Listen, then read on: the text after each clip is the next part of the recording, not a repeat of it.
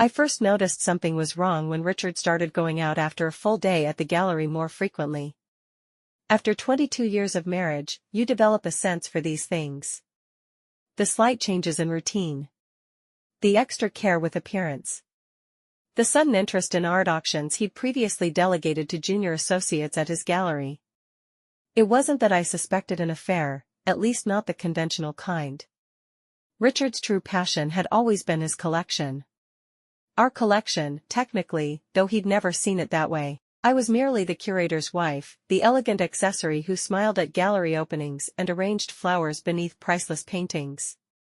Another late night? I asked, watching him check his reflection in the hallway mirror, adjusting his bow tie with practiced precision. The Sotheby's auction at Grogan. I told you last week. His tone carried that familiar edge of impatience, the one that implied I'd forgotten something important. I hadn't. He'd never mentioned it. Of course. Good luck. I smiled, the expression I'd perfected over decades, pleasant, unquestioning, slightly vacant, the smile that had allowed Richard to underestimate me for our entire marriage. It will run late, so I'll stay in the city tonight. As the door closed behind him, I walked to my garden room at the back of our Newton Century home. Unlike the rest of our home, a carefully staged museum of Richard's acquisitions, this space was mine alone. Beneath the potting table, I removed the false side panel of an antique chest and retrieved my laptop. The bank alert had come through an hour earlier. Our joint account, emptied. All 387,000 plus transferred to an account I didn't recognize. It wasn't unexpected. In fact, I'd been waiting for it. He had a new acquisition in mind and needed liquid cash. I met Richard Harlow at 23, when I was studying art history at Boston University. He was a visiting professor who specialized in Dutch masters, handsome, 15 years my senior, and already making a name for himself in the art world. I was brilliant but naive, a scholarship student from a middle-class family in Vermont who'd never seen a real Vermeer until my sophomore year. You have an exceptional eye, he told me after I'd challenged his assessment of a lesser-known work during a lecture. Most people see what they expect to see. You see what's actually there. I mistook his interest for respect. By graduation, I was Mrs. Richard Harlow, hostess of his dinner parties and silent partner in the Brookline Gallery he was building into an empire. I abandoned my plans for a doctoral program, convinced that learning alongside my husband would be education enough. For a while, it was. Richard was generous with his knowledge if not his power. I absorbed everything, authentication techniques, provenance research, the subtle indicators of forgeries, the whispered secrets of auction houses. I watched and learned as Richard built his reputation on finding undervalued treasures and selling them for their true worth. The art of the deal is recognizing value others miss, he often said, usually after acquiring something magnificent for a fraction of its worth from someone who didn't know better. I nodded admiringly, never letting on that I was studying his methods as carefully as I studied the art itself. When he dismissed my suggestions or explained things I already understood, I accepted it with that pleasant smile. When he began handling our finances exclusively, I appeared grateful for his expertise. And when he started making mistakes, subtle ones at first, then more significant, I said nothing at all. The phone rang at 11:42 p.m. Richard, of course, his voice buoyant with the particular excitement that came from a successful acquisition. I've done it, Claudia. The slight slur suggested champagne at the auction. The Vermeer study. The one from the Belgian collection. That's wonderful, darling. I closed my laptop, where I'd been reviewing the documents from my attorney. I can't wait to see it. It's spectacular. Completely unrecognized. These idiots thought it was from his workshop, not the master himself. How fortunate they had you to educate them. I kept my tone light, admiring. I'll be home tomorrow after the gallery closes. We should celebrate. Yes, I agreed. I think it's time we celebrated properly. After we hung up, I returned to my email and sent the prepared message to Eliza Whitmore at Sotheby's. Proceed as discussed. 3 simple words that set everything in motion. Richard didn't know about my friendship with Eliza. We'd been classmates at BU before she went on to become one of the most respected authenticators in the business. For the past 5 years, she'd been my secret collaborator, helping me document and authenticate every piece in our collection, especially the ones Richard believed only he could properly value. It began as self-protection. 2 decades with Richard had taught me that knowledge was the only true security. But as his dismissiveness calcified into contempt, as I watched him manipulate sellers and buyers alike, something shifted in me. The diligent documentation became something more purposeful. Each time Richard acquired a new piece, I studied it more thoroughly than he ever did. I researched its history when he was traveling. I took microscopic samples for analysis when he was at the gallery. I built relationships with experts around the world while he assumed I was attending garden club meetings. "You look tired," he commented one morning over breakfast, 2 years into my project. "Those charity events are wearing you out. Perhaps you should scale back." Perhaps I should, I agreed, not mentioning that I'd been up until 3 a.m. consulting with a pigment specialist in Amsterdam about the curious composition of a restored Ruysdael in our collection. A painting Richard had authenticated himself and sold to a museum for $2.8 million. A painting I now had evidence was primarily the work of a talented but unknown 19th-century restorer who had essentially repainted the original. I watched for months as Richard moved our assets, gradually converting liquid funds into artwork only he could properly value. I tracked each transaction, noted every discrepancy between what appeared in our tax filings and what actually hung on our walls. I documented the private sales, the pieces that officially went to collectors but actually remained in our storage facility under different attributions. "You seem distracted lately," Richard observed one recent evening, not looking up from his catalog. "Do I? I've been thinking about redecorating this room." He made a non-committal sound. "Do whatever you like. Just leave the painting over the fireplace. It's becoming more valuable by the day." His small chuckle gave away his contempt for the piece. The painting. Our first major acquisition after marriage, a dark, moody landscape attributed to a minor Dutch painter. Richard had always been dismissive of my attachment to it.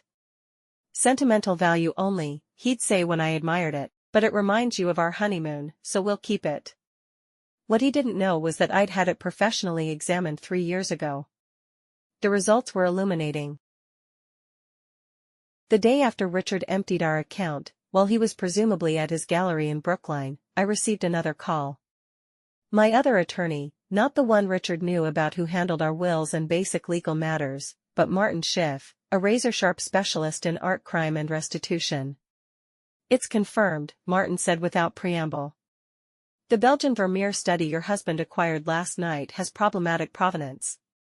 The current seller's family acquired it in 1940 from a Jewish gallery owner fleeing Amsterdam. The original owner's descendants have been searching for it for decades, and the documentation I provided establishes the true provenance conclusively. The auction house will have no choice but to cancel the sale once presented with the evidence." "Thank you, Martin. There's more," he continued. "Based on the financial records you provided, we've identified at least 7 other pieces in your husband's collection with similar issues. The FBI art crime team is very interested in discussing the pieces with Mr. Harlow." I closed my eyes briefly. "And the other matter?" "Also proceeding." The IRS agent was particularly interested in the discrepancies between declared sales and actual holdings. "Perfect timing," I said. Richard arrived home at 6:13 p.m., his expression triumphant as he carried a slender package wrapped in archival materials. "Wait until you see it," he said, not bothering with a greeting. "Once I have it properly attributed, it will be worth 10 times what I paid." I watched him unwrap the small oil study on wood panel, his fingers almost trembling with excitement. "It's lovely," I said genuinely. The piece was exquisite, the brushwork unmistakably that of the master. "A shame about the provenance issues." His head snapped up. "What are you talking about?" I maintained my pleasant smile. The Katz family has been looking for that piece since it was taken from Simon Katz's gallery in 1940. They have the original gallery records and photographs. Richard's face went rigid. That's impossible. The provenance is clean. I verified it myself. Did you? Or did you see what you wanted to see? I moved to the sideboard and poured myself a glass of wine. There's something else we need to discuss, Richard. Not now, Claudia. I need to make some calls. I'm afraid it can't wait. I've filed for divorce. He froze, then let out a sharp laugh. Divorce? At our age? Don't be ridiculous. I've already spoken with the lawyers. Of course, division of assets will be complicated, especially given the discrepancies in our financial records. His expression shifted from dismissal to wariness. What discrepancies? The offshore accounts. The unreported sales. The pieces that officially went to museums but somehow remain in our storage facility. I took a slow sip of wine. The attribution errors that have been quite profitable for you. The color drained from his face. You're bluffing. You don't know anything about the business. Perhaps you should check your email. I sent you some interesting documents about an hour ago. I watched as he pulled out his phone, his fingers no longer steady. His expression changed as he scrolled, disbelief, then anger, then the beginnings of fear. What have you done? The whisper was barely audible. What you taught me to do, Richard. I recognized value others missed. The next 24 hours unfolded with the precision of a well-orchestrated exhibition opening. Richard's frantic calls to his attorneys and financial advisors revealed what I already knew: he had thoroughly exposed himself legally and financially. The empty joint account was the least of his problems now. You can't do this, he said that evening, pacing our living room like a trapped animal. You'll destroy everything I built. You've already done that yourself, I replied calmly. I'm simply bringing the appropriate parties into the conversation. If you think you're getting anything in this divorce, you're delusional. I protected my assets. I smiled. Have you checked the ownership documents of your gallery lately? His eyes narrowed. What are you talking about? The gallery is in my name. The building, yes, but the business entity has been held by Vermeer Holdings LLC for the past 7 years. A restructuring you signed off on to reduce tax liability. So? I control Vermeer Holdings. Actually, I do. You made me the majority shareholder because it seemed like a meaningless gesture at the time. Just sign here, Claudia. Nothing for you to worry about. Remember? The look on his face was worth 22 years of patronizing comments. The painting over the fireplace, Richard said suddenly the next morning, as federal agents prepared to confiscate key pieces from our collection.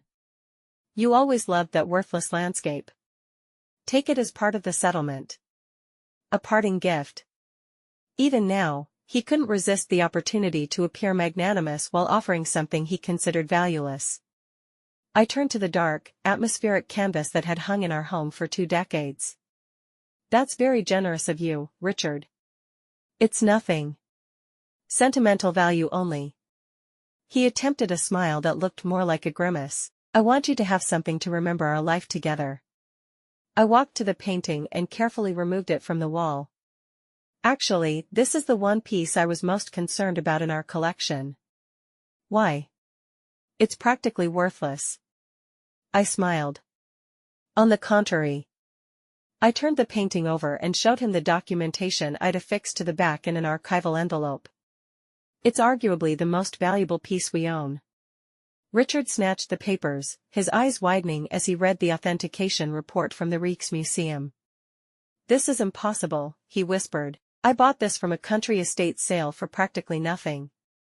Yes, you did. Because you saw what you expected to see, a dark, unremarkable landscape by a minor painter.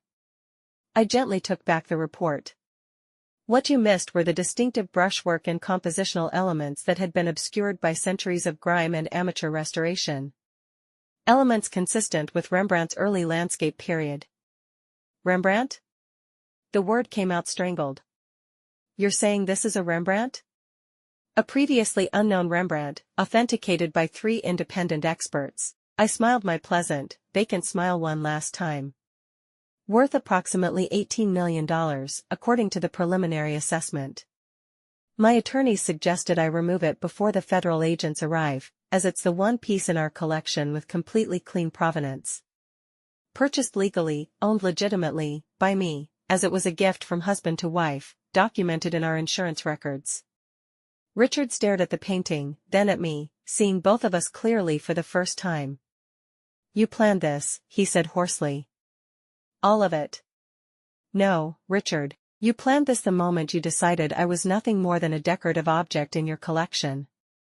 I simply recognized the true value of what was in front of me. I carefully wrapped the painting in the archival materials he'd used for his Vermeer study. You always said that was my gift. As I walked past him toward the door, painting in hand, he seemed to collapse inward, a forgery exposed to the harsh light of authentication. What will you do now? He asked, his voice small. I paused, considering the question seriously. I'm thinking of finishing my doctoral program. After all, I've accumulated quite an impressive body of research. I nodded toward the federal agents now entering our foyer. I believe these gentlemen would like to speak with you about your collection. I stepped outside into the spring sunshine, the weight of the painting in my arms nothing compared to the weight that had lifted from my shoulders. For the first time in 22 years, I was precisely what Richard had never seen, a masterpiece in my own right, finally properly attributed. Please like and subscribe for more great revenge stories. And would love to know what you'd like to hear revenge stories about. Please feel free to leave comments.